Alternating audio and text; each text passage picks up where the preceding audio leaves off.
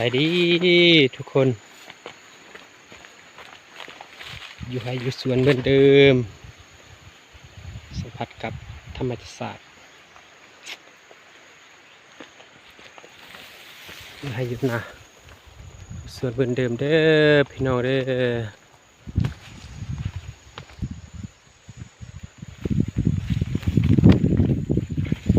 เริ่มที่จะเห็ดน้องปลาเห็ดบอลปลูกผักเห็ดน้องปลา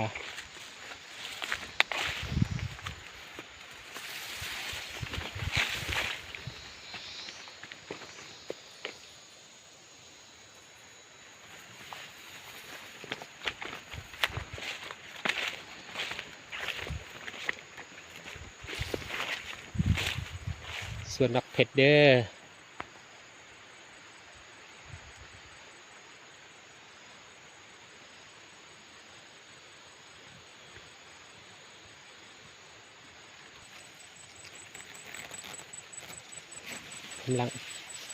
กำลังมีหมากพี่น้อง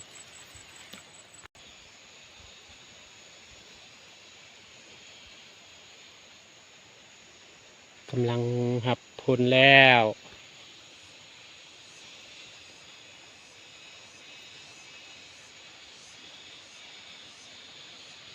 อยู่แต่ให้แต่ส่วนคือเก่า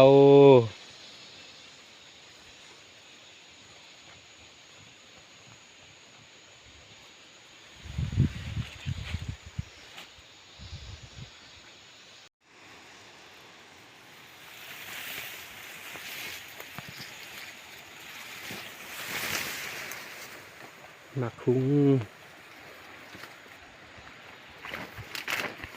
นี่มันเป็นหมากลาย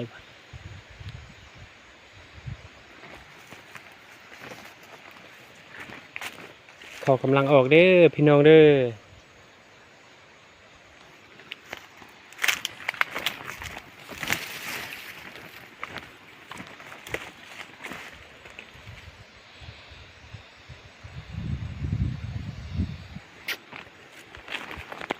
อยู่ในธรรมศาสตร์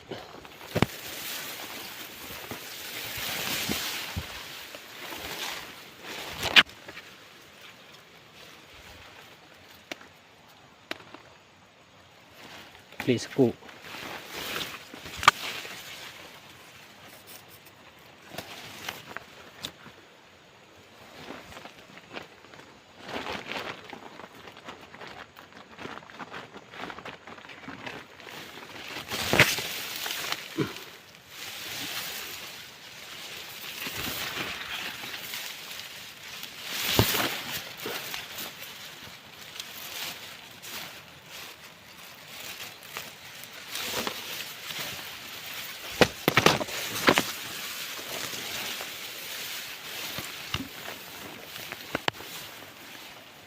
ส่วนยาสูบอันนี้นะ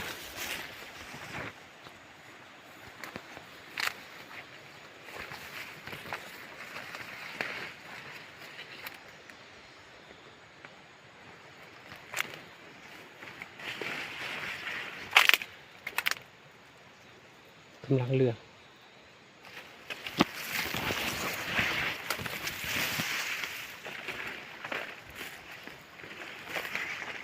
อันนี้คือสวนคิงรีดวีกักลุยป่ะ